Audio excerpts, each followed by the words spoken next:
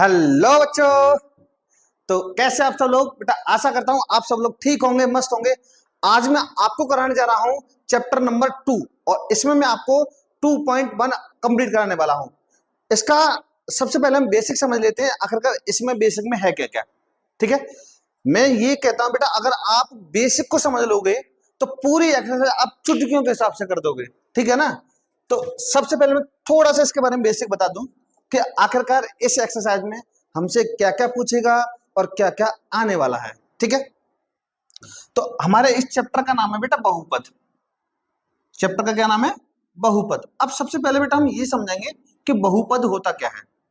बहुपद होता क्या है बेटा? बहुपद वो होगा जिसमें पद कितने हो, दो हो या दो से ज्यादा हो। लेकिन ये एक पूरी डेफिनेशन नहीं है। मैं तुमसे ये कह रहा हूं कि बहुपद क्या होता है कि जिसमें पद दो से ज्यादा हो उसे हम बहुपद बोलेंगे। ये लेकिन ये पूरी एक कंप्लीट डेफिनेशन नहीं है, इसकी कुछ कंडीशन है, उसको मैं बता दे रहा हूं। ठीक है, तो इसमें क्या कंडीशन है कि बेटा जी इसकी जो घात होती है, इसकी क्या होती है? घात। घात एक बेटा पूर्ण संख्या हो, या फिर बोल सकते हैं प्राकृत, चलो पूर्ण ही लिख लो। घात क्या हो बेटा? एक पूर्ण संख्या हो, उसे हम क्या बोलेंगे? बहुपद। ठीक है, मतलब इसमें मैं ये कह सकता हूं कि घात जो है क्या नहीं आनी चाहिए? घात बेटा माइनस की नहीं आनी चाहिए। घात किसकी नहीं आनी चाहिए? माइनस की नहीं आनी चाहिए। और अपॉन वाली संख्या नहीं आनी चाहिए। और कोई भी चर होगा वो चर क्या नहीं आना चाहिए बेटा? अपॉन में नहीं आना चाहिए। चर कहाँ नहीं आना चाहिए? अपॉन में नहीं आना चाहिए। मतलब सिंपली मैं आपको ये बता दे रहा हूं कि बहुपद क्या होगा? बहुपद वो होगा जिसकी घात बेटा क्या हो? दो हो या दो से क्या हो? ज्यादा हो। अगर घात एक होगी तो उसमें क्या होगा? उसके लिए थोड़ा सा मैं बता दूं। जैसे मैंने लिखा बेटा यहाँ 3x² माइनस का 4x प्लस का 7। देखो इसमें हमसे क्या क्या पूछ सकता है ये हम बात करेंगे। इसमें हमसे बेटा ये पूछेगा कि बेटा पद कितने हैं इसमें? क्या कितने? पद कितने? तो पद क्या होता है बेटा? एक पद ये हो गया, एक पद ये हो गया, एक पद ये हो गया। तो इसमें पद है बेटा 3। पद कितने? 3। अच्छा अब ये बताओ कि ये बहुपद है या नहीं है? बेटा ये बहुपद होगा। क्यों? क्योंकि इसकी घात कितनी आ गई? 2 आ गई। या फिर पद कितने आ गए? ज्यादा आ गए, 2 से ज्यादा आ गए। तो इसका मतलब ये क्या होगा बेटा? बहुपद होगा। ये क्या होगा? बहुपद होगा। और हमसे ये पूछ सकता है कि बेटा इसकी घात और बता दो क्या होगी। अब ये बताओ घात क्या होती है बेटा? घात वो होगी जो सबसे बड़ी घात होगी। घात वो होगी जो सबसे बड़ी घात होगी, उसी को हम घात मानते हैं। तो इसकी जो घात होगी वो कितनी होगी? 2। मतलब इसमें पद कितने आने वाले हैं बेटा? पद आने वाले हैं 3। बहुपद है, बिल्कुल सर बहुपद है। घात कितनी है इसकी? घात है 3। ठीक है, बस यही 2-3 क्वेश्चन पूछेगा। इसके अलावा इस एक्सरसाइज में हमसे कुछ भी नहीं पूछा जाएगा। ठीक है, तो मैंने इसमें 2-3 चीज आपको बता दी। क्या क्या? कि बहुपद क्या है और पद क्या है और घात क्या है। ठीक है, शुरुआत करता हूं बेटा क्वेश्चन की। क्वेश्चन क्या है? हमसे कह रहे हैं निम्नलिखित व्यंजकों में से कौन कौन एक चर में बहुपद है और कौन कौन नहीं है। अब इसमें एक शब्द और आया है बेटा, चर। क्या है? चर। तो मैं ये और बता दूं कि चर संख्या कौन सी होती है बेटा और अचर संख्या कौन सी होती है। चर कौन सी होती है और अचर कौन सी होती है बेटा? चर संख्या वे होंगी जिनका मान निश्चित नहीं होता। जिनका मान क्या नहीं होता? निश्चित नहीं होता।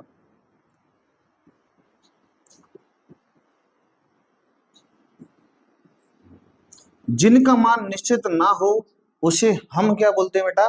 चर बोलते हैं। और जिनका मान निश्चित हो उसे हम क्या बोलते हैं बेटा? अचर बोलते हैं। मान निश्चित हो, मान क्या हो? निश्चित हो। जैसे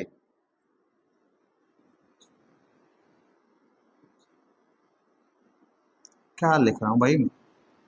मान क्या हो बेटा? निश्चित हो। अब ये हमें कैसे पता चलेगी सर किसका मान निश्चित होगा, किसका मान निश्चित नहीं होगा? जैसे मान लीजिए कोई भी x आ जाए, y आ जाए, t आ जाए, a आ जाए, b आ जाए, तो बेटा इनको हम क्या गिनते हैं? चर गिनते हैं। कभी कभार क्वेश्चन में x का मान अलग आता है, y का मान अलग आता है। तो चर क्या होता है? चर बेटा जिनका मान फिक्स होता है। जैसे मैंने लिखा 5, 10, 1000, -7, इन सबको हमेशा हम हर क्वेश्चन में इसको 5 पढ़ेंगे, इसको 10 और इसको 1000 और इसको क्या माइनस का 7। लेकिन क्या हर क्वेश्चन में x का मान समान आएगा? नहीं आएगा। जब नहीं आएगा तो इसका मतलब ये निश्चित नहीं है। जब ये निश्चित नहीं है तो इसी को भी हम क्या बोलेंगे? चर। और जो निश्चित होगा उसे हम क्या बोलेंगे? अचर। ठीक है, चलो भाई, तो अब थोड़ा सा और बढ़ लेते हैं आगे। इसने बोला है व्यंजकों में कौन कौन एक चर में बहुपद है, कौन कौन बहुपद नहीं है। अब मैं एक चीज बता दूं, इसने बोला है एक चर में, तो इसका मतलब एक चर तो होना ही चाहिए भाई, और बहुपद होना चाहिए। तो देखो पहला वाला क्वेश्चन है बेटा ये 4x² माइनस का 3x प्लस 7। अब ये बताओ ये बहुपद है या नहीं है? मैंने क्या बताया था बहुपद? बेटा बहुपद जो वो होगा जिसकी घात 2 हो या 2 से क्या हो? अधिक हो। जिसकी घात 2 हो या 2 से क्या हो? अधिक हो। लेकिन घात जो हो वो एक पूर्ण संख्या हो। घात क्या हो? एक पूर्ण संख्या हो। ठीक है, पूर्ण संख्या मतलब ऐसा ना होगा 3/2 आ जाए या 10/3 आ जाए, इस टाइप से अपॉन में नहीं होनी चाहिए, या फिर माइनस की नहीं होनी चाहिए। घात अपॉन में नहीं होनी चाहिए या फिर माइनस की नहीं होनी चाहिए। अब ये बताओ इसमें घात है कितनी बेटा? 2 है, तो इसका मतलब ये हमारा क्या होगा? बहुपद होगा। ये क्या होगा? बहुपद होगा। पहला वाला बहुपद है, क्योंकि घात 2 है तो बहुपद है। इसमें देखो घात 2 है, लेकिन एक चीज बताओ ये चर पर है रूट या अचर पर है? ये तो अचर पर है। अगर ये चर पर होता तो इसका मतलब बहुपद नहीं होता। तो ये हमारा क्या होगा बेटा? ये भी हमारा बहुपद है। अब इसको देख लेते हैं। देखो ये आ गया बेटा टी। टी पे क्या आ रहा है? रूट आ रहा है। और मैंने बताया था किसी चर पर अगर घात माइनस की हुई या रूट में हुई या बट्टे में हुई तो उसे हम बहुपद नहीं बोलेंगे। इसका मतलब ये बहुपद नहीं है। अब देखो चौथा पार्ट क्या है? चौथा पार्ट है बेटा ये y+2/y। अब बताओ इसमें चर बट्टे में ना, बट्टे को जब मैं ऊपर लेके जाऊंगा तो ये माइनस का हो जाएगा, इसलिए ये बहुपद नहीं है। अब देखो इसमें घात क्या है? 10, 30, 50। इसका मतलब घात 2 से ज्यादा है और पूर्ण संख्या है। इसको बेटा मैं क्या बोल दूंगा? बहुपद बोल। ठीक है, पहला क्वेश्चन कंप्लीट। आगे बढ़ते हैं। दूसरा क्वेश्चन ये कह रहा है हमसे निम्नलिखित में से प्रत्येक में x² का गुणांक निकालो। सबसे पहले मैं बात करूंगा बेटा गुणांक की। किसकी बात करूंगा? गुणांक की। आखिरकार गुणांक क्या होता है? जैसे मैंने लिखा 5x² प्लस का 2x माइनस का 7y। अब मैं तुमसे ये पूछना चाह रहा हूं बेटा कि इसमें ये बताओ x² का गुणांक क्या होगा? गुणांक का मतलब ये है कि उसमें कितने की गुणा हो रही है। मैं तुमसे पूछ रहा हूं बेटा x² का गुणांक, तो बेटा x² का गुणांक होगा 5। समझ आया? मैं तुमसे पूछूं x का गुणांक कितना होगा, तो बेटा x का गुणांक कितना आएगा? 2। अगर मैं पूछूं y का गुणांक कितना है, तो y का गुणांक बेटा कितना आएगा? माइनस का 7। तो गुणांक समझ में आ गया? गुणांक वो होता है जिसमें उसकी गुणा होती है, उसी को हम क्या बोलते हैं? गुणांक बोलते हैं। तो सबसे पहले बात करूंगा बेटा मैं इसकी। अब बताओ इसमें हमसे क्या पूछ रहा है? x² का गुणांक। अब मैं तुमसे ये कहूं कि बेटा x² तो ये है, इसमें कितने की गुणा हो रही है? कि सर इसमें तो किसी की नहीं हो रही, लेकिन इसके साथ कितना होगा बेटा? 1 होगा। तो इसका मतलब ये पता चल गया x² का गुणांक कितना होगा? 1 होगा। ठीक है, अगर मैं बात करूं इसमें कि सर इसमें और बताओ x² का गुणांक कितना होगा, इसमें भी x² का गुणांक 1 होगा, लेकिन वो बेटा किसका होगा? माइनस का होगा, क्योंकि यहां पर मुझे माइनस दे रखा है। ठीक है, अब इसमें और बता दो। देखो ये क्वेश्चन क्या है? क्वेश्चन है बेटा ये π/2x² प्लस x। केवल मुझसे x² का गुणांक पूछ रहा है, तो x² का गुणांक है कितना? इसका है बेटा π/2। कितना है? π/2। अगर मैं बात करूं इसकी, इसमें ये बताओ इसमें x² का गुणांक क्या होगा? क्या इसमें x² है? नहीं है, तो इसका मतलब इसका गुणांक भी नहीं होगा। जब गुणांक नहीं होगा तो इसका मान बेटा कितना आएगा? 0 आएगा। ठीक है, कंप्लीट है ना? बढ़े आगे? चलो भाई आगे बढ़ लेते, अगला क्वेश्चन कर लेते। क्या है? तीसरा क्वेश्चन। तीसरा क्वेश्चन क्या है कि 35 घात के द्विपद का और 100 घात के एक पद का। इसने बोला 35 तो घात होना चाहिए और पद होने चाहिए 2। इसने यही तो बोला है ना, 35 घात के द्विपद। तो बेटा पहले मैं द्विपद लिख ले रहा हूं। मैंने लिखा एक y लिख लिया और एक लिख लिया मैंने z। अब बता पद कितने हैं? 2, लेकिन घात कितनी होनी चाहिए? 35। या तो 35 इधर लगा दो या इधर लगा दो, कहीं लगा दो, कोई भी दिक्कत नहीं है। एक तो एग्जाम्पल ये हो गया। अच्छा एक आध अगर और एग्जाम्पल की बात करूं तो मैं ये भी लिख सकता हूं 7x प्लस 2, इसकी पावर मुझे कितनी लगानी है बेटा 35। ठीक है, अब देखो इसने दूसरा बोला है कि 100 घात के एक पदी, मतलब घात कितनी होनी चाहिए 100 और पद कितना होना चाहिए एक पदी का मतलब एक पद। तो मैं लिख रहा हूं केवल यहाँ बेटा x, और x की पावर कितनी 100, या फिर मैं बोल सकता हूँ 7 बाई की पावर कितनी 100, कुछ भी कर दो कोई भी दिक्कत नहीं है। ठीक है, क्वेश्चन तीसरा आसानी से समझ में आ गया होगा। अब मैं बात करता हूं बेटा अगले क्वेश्चन की, और अगला क्वेश्चन क्या है चौथा।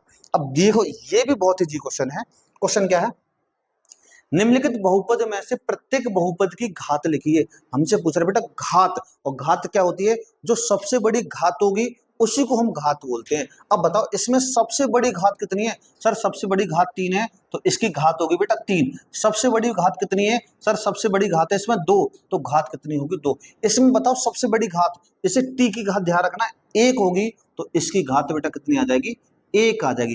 क्या इसमें कोई चर है, चर नहीं है तो घात भी नहीं है, और घात नहीं है तो कितनी हो जाएगी 0 हो जाएगी। समझ में तो आ गया ना, कोई दिक्कत तो नहीं है। आगे बढ़ते हैं फिर, इसका रह गया बेटा ये लास्ट क्वेश्चन, और इसको भी हम बेटा चुटकियों में करते हैं आराम से।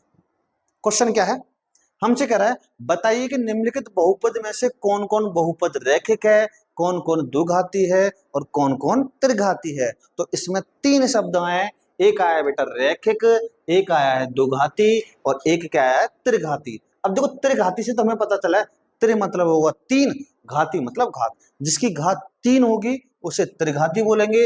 द्विघाती का मतलब क्या है, द्वि मतलब 2, घात मतलब घात, जिसकी घात 2 होगी उसे हम द्विघाती बोलेंगे। लेकिन रैखिक में ऐसा कुछ नहीं है, तो रैखिक को हम क्या समझेंगे, जिसकी घात कितनी हो 1 हो उसे हम क्या बोलेंगे रैखिक।